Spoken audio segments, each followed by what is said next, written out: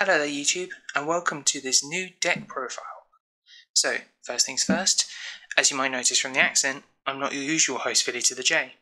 My name's Dear Winter, and I'm here for the next few videos while Philly takes a short break from YouTube.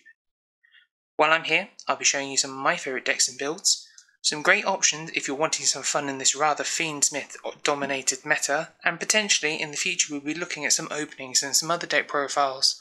So, jumping into today's deck, I'd love to introduce you to Shining Sarcophagus. This deck is inspired by the original anime battle between Yugi and Atem with a new twist. The main spell of the deck allows you to special summon monsters from your hand, stop battle phases, clears the field, and even helps in OTKing your opponent. This deck is versatile and can be built in many different ways with different engines, making it a hugely popular deck in this meta. Just before jumping in, I'm here to ask the opportunity to ask you, if you'd like to subscribe to this channel. We're trying to get Philly to 500 subs before the end of the year, and I'd really love him to help along with his goal. If you want to get involved, comment down below what your favourite deck is. Doesn't matter if it's not meta or revolutionary, but one that brings you enjoyment anytime you play it. So with all of that, let's get into the profile.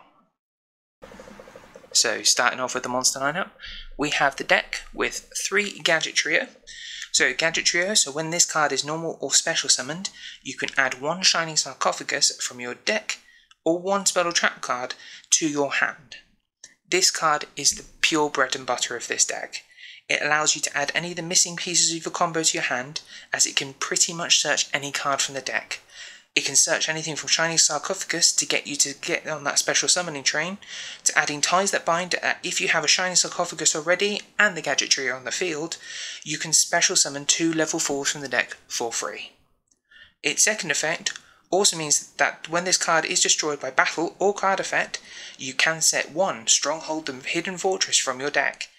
Now, traditionally, you play this deck going second, allowing you to break your opponent's boards and get in with your higher attack point monsters to OTK your opponent. So I can find that this trap card is a bit of a dead draw. However, if you want to add it to your deck for that extra body and the destruction effect that's inbuilt into it, please feel free to add it. Next is the boss monster of the deck, if you want to call it this, Gandorji, the Dragon of Destruction. So, this card firstly allows you to special summon it from the hand if you control a Shining Sarcophagus, so it immediately gets out of your hand and onto the field. You can then pay half your life points to destroy as many other cards on the field as possible, and if you do so, banish them. This is why this deck is so great at going second. It's a complete board wipe that allows you to get in with your beefier monsters for that extra damage. Along with its banish effect, it can then special summon a level 7 or lower monster that mentions Shining Sarcophagus from your deck and increase its level by the number of cards destroyed. This pretty much goes hand in hand with those silent monsters that you have in your deck that allows them to get a huge attack boost. Not only that, this card also gains 300 attack for each banished card, allowing it to be a great beat stick as the game progresses.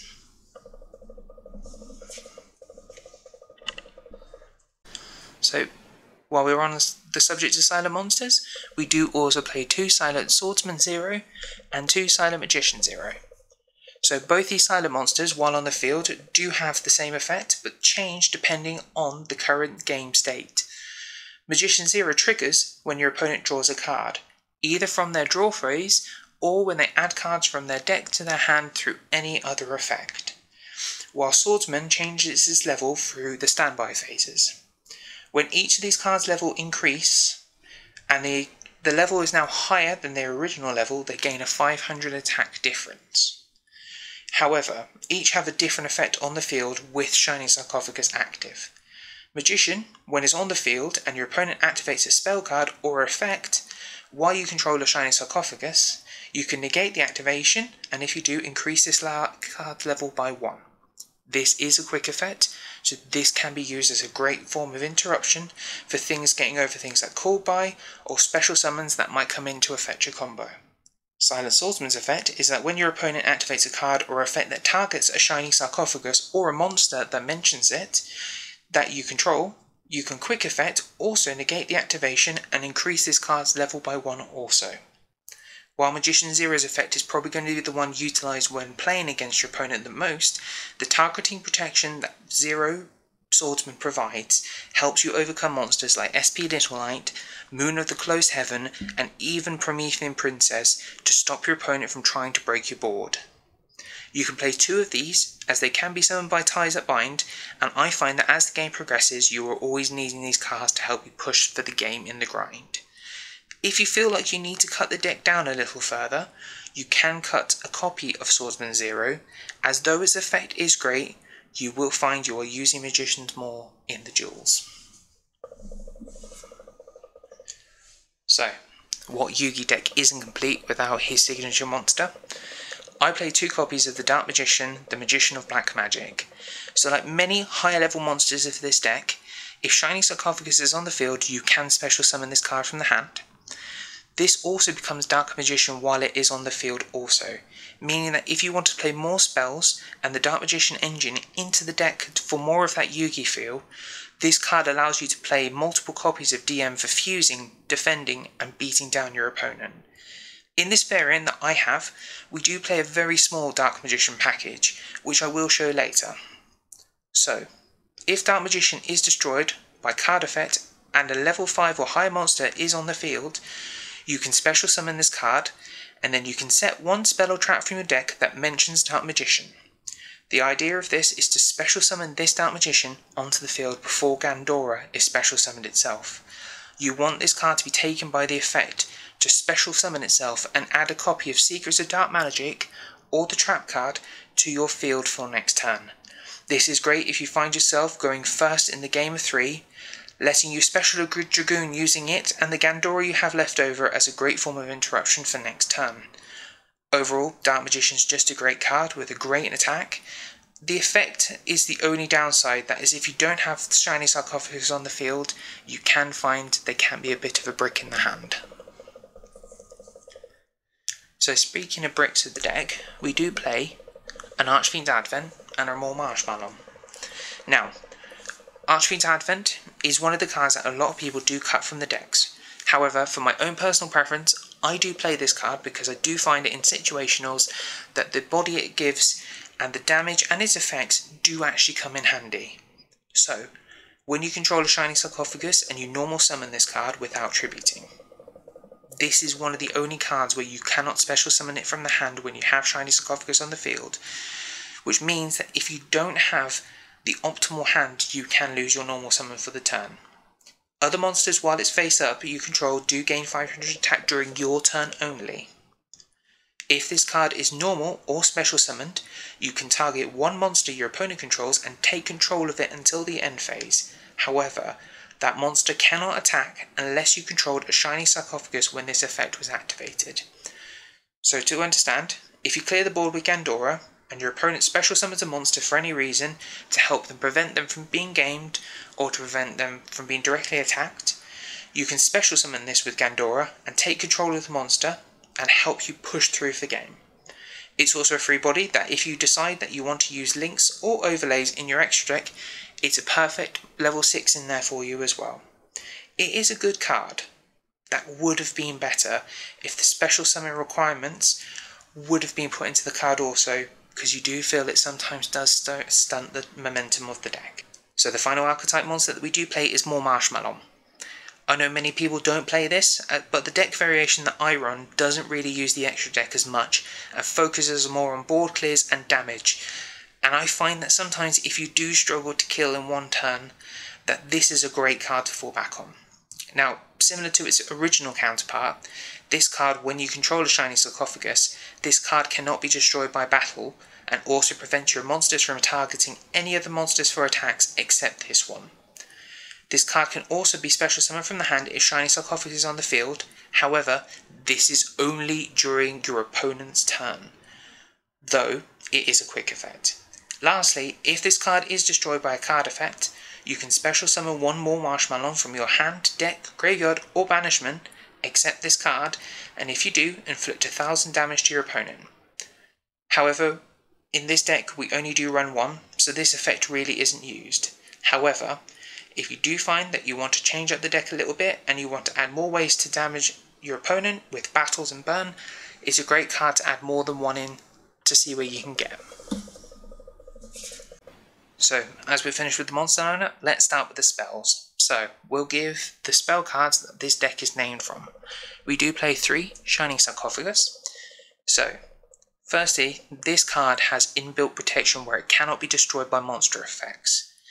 Next, during your main phase, you can add one card that mentions Shining Sarcophagus from your deck to your hand except itself.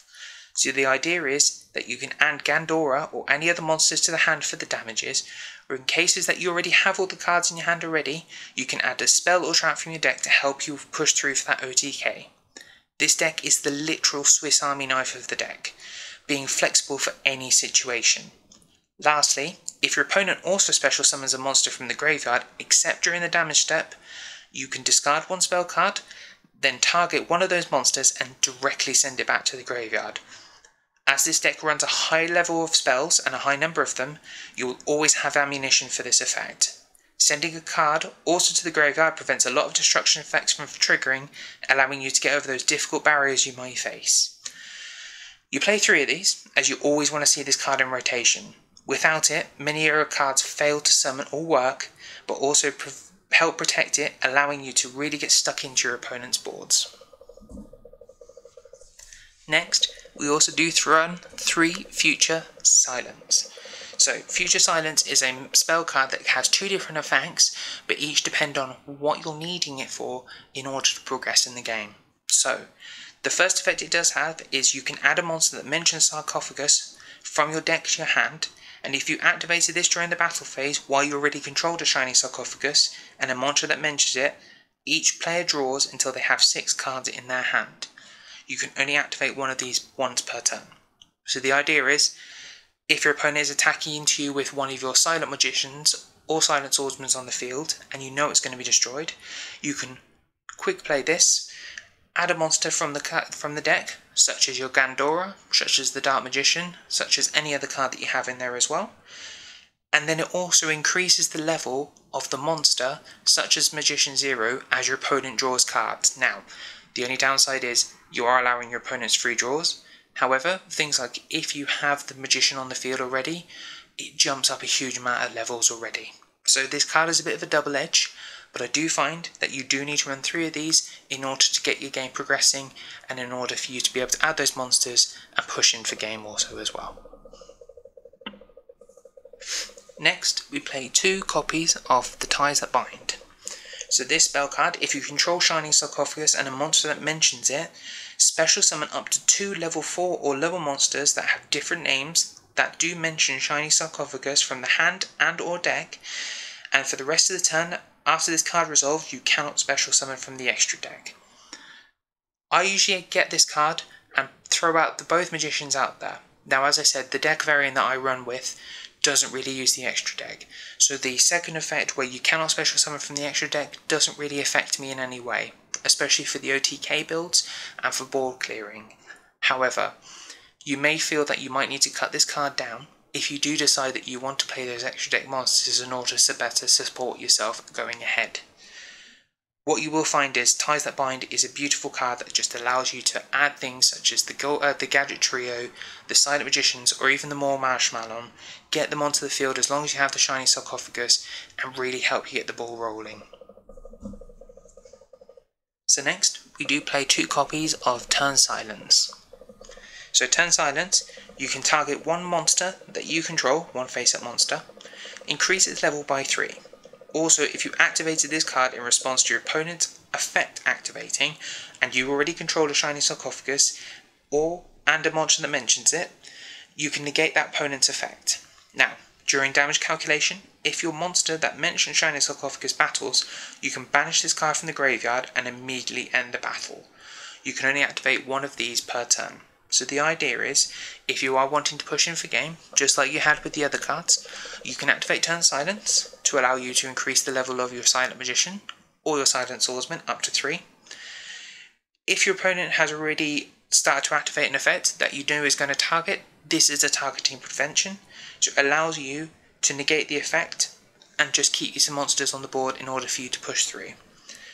On the flip side of it, During your damage calculation, if this monster that mentions battles, you can banish this card and end the battle phase. So, if your opponent does manage to get through, and it sets up a huge board, especially with Fiendsmith at the moment, and manages to try to attack in for game, you can use turn silence in order to immediately end the battle phase, and next turn, maybe you'll be able to get the Gandora on the field to clear the field again and allow you to push through. However, I do find that if you have more than two turn silences in the deck, they can be a bit of a dead draw. Yes, they do increase the level by 3, and it does really help your silent monsters. The idea is you do still want to see the Shining Sarcophagus and the rest of the deck running through, so this is why I run turn silence at 2. So as stated earlier, we do run a small Dark Magician package in this deck, just with the fact that you do have the Dark Magician Yugi's version in this deck, and it does become a Dark Magician while it's in the field.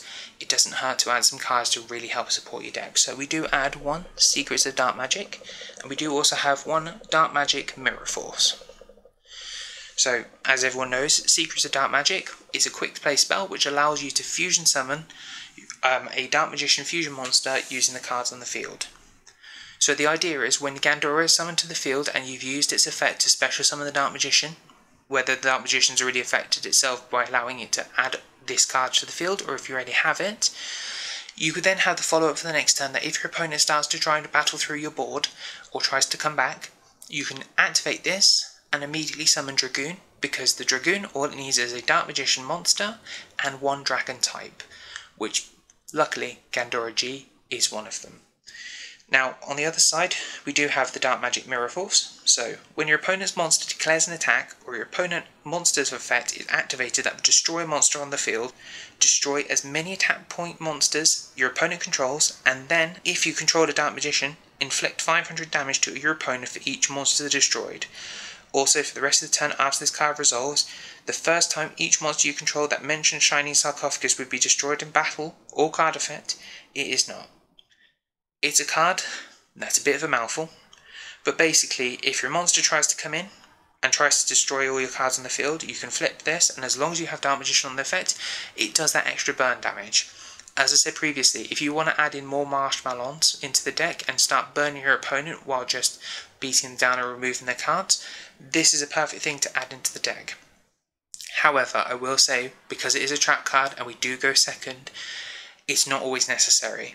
So if you feel that you want to sort of streamline the deck a little bit further and sort of play a little bit of extra cards, I would recommend that Dark Magic Mirror Force may be one you also may want to cut.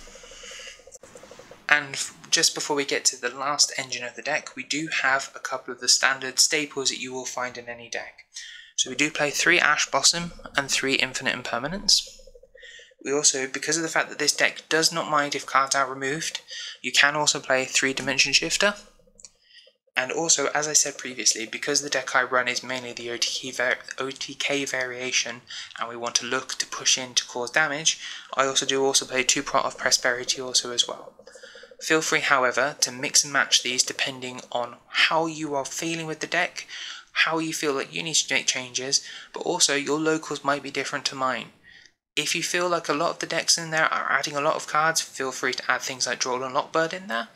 However, I just find this sort of works out overall for most decks and really helps you push through.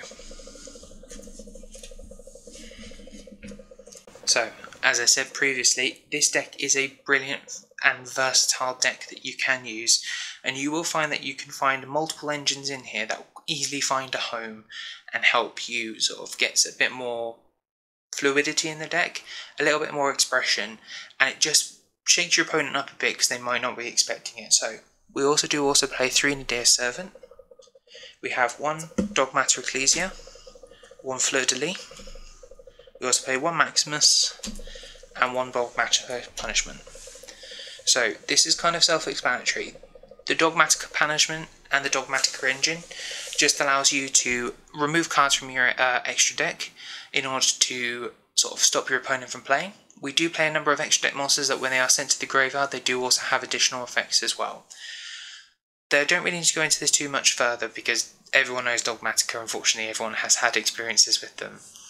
You can feel free to experiment. Some people use the toy box engine in this deck because they do find that with the fact that you can blow them up with Gandora and send them and remove them from play, they do trigger the effects to allow you to special summon them and also add some other level 4s as well.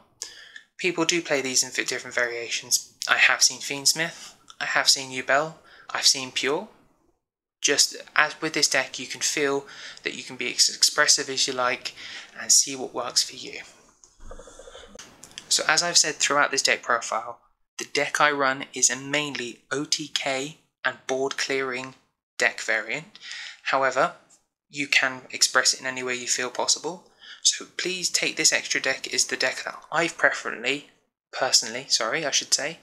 like, that I use it as more of a toolbox rather than trying to link up or use it for other variations.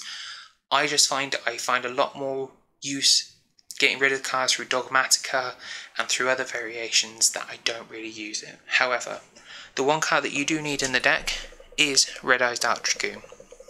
As stated previously, because we do have a Dark Magician in the deck and we do have a Dragon type, this is a brilliant card that you can just throw into any deck and be there for perfect interruptions, and on your opponent's turn especially, it is a negation effect also as well.